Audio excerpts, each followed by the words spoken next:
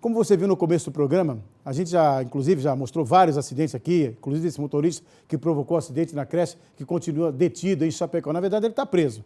Mas será que ele realmente será punido? Até porque houve até uma mudança na lei.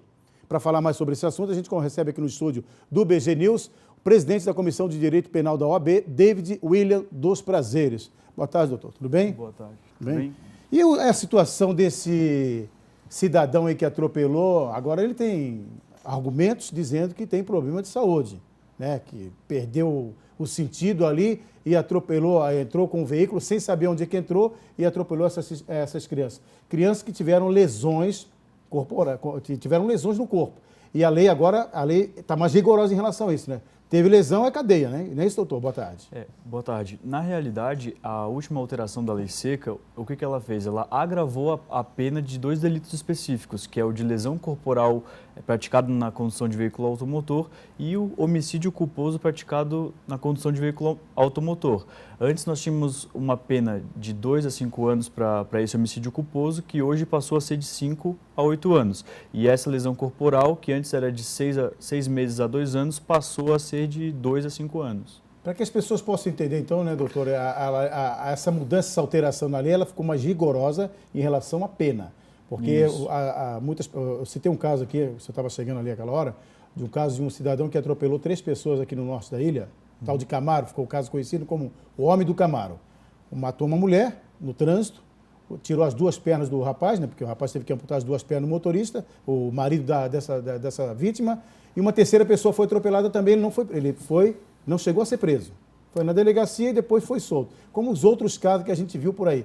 Com essa alteração na lei, agora é diferente. Fica preso?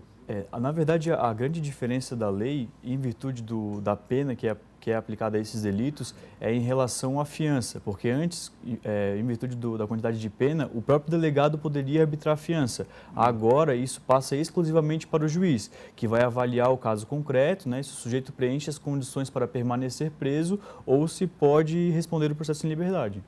O Elian está lá em cima, né, o Marcos? Elian, você pega aquele trecho do delegado, só aquela sonora do delegado, fala aí com a...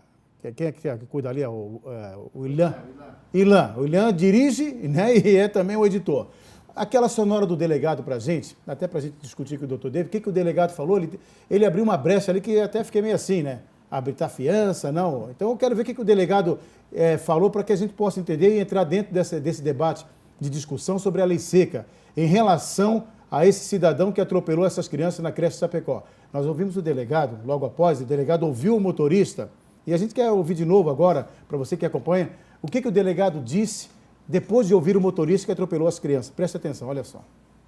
Foi interrogado, ele acabou confirmando que havia ingerido bebida alcoólica na parte do almoço, parte da manhã. Apontou níveis superiores, 3 vezes superiores ao limite permitido. Ele informou que possui uma doença no fígado em face do consumo excessivo de álcool anteriormente, que ele já estava tratando essa doença.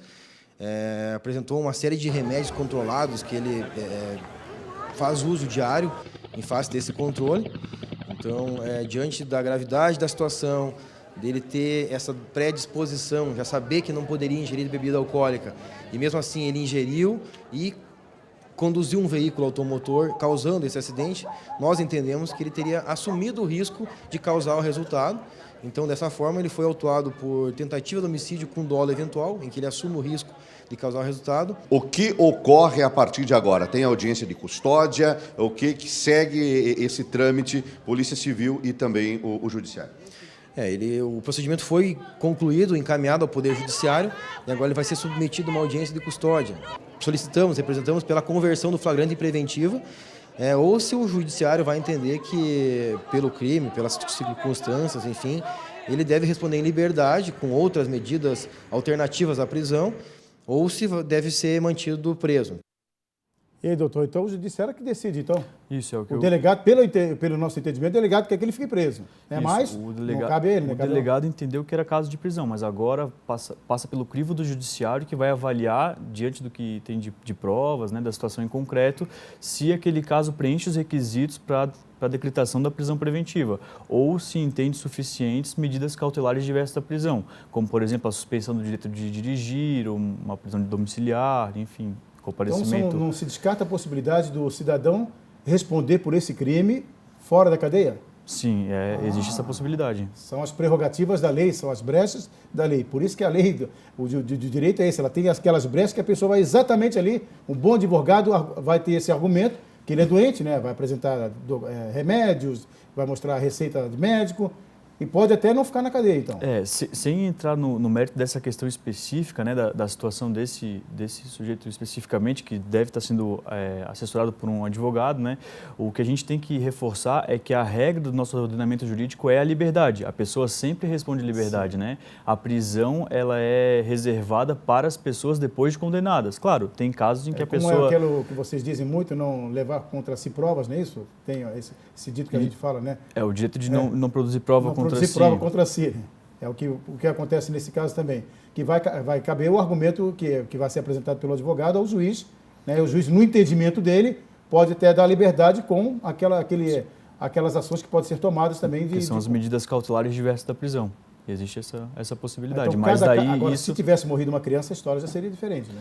Na verdade, todo delito comporta, né, essa liberdade condicionada, ou mesmo a liberdade sem aplicação de medidas cautelares. Sempre existe essa possibilidade, né? Porque, como eu tinha dito, a liberdade é a regra do nosso ordenamento jurídico. A prisão é somente para os casos, né, de cumprimento de pena. Excepcionalmente, se flexibiliza essa regra da liberdade para prender o sujeito durante o curso do processo. Daí tem uns requisitos bastante específicos, né? Garantia da ordem pública, garantia da instrução criminal, só que isso só é avaliado pelo juiz no caso em concreto, né? Ele avalia o processo, se ele entende que ocorre alguma dessas hipóteses, ele antecipa a prisão desse sujeito para garantir o processo.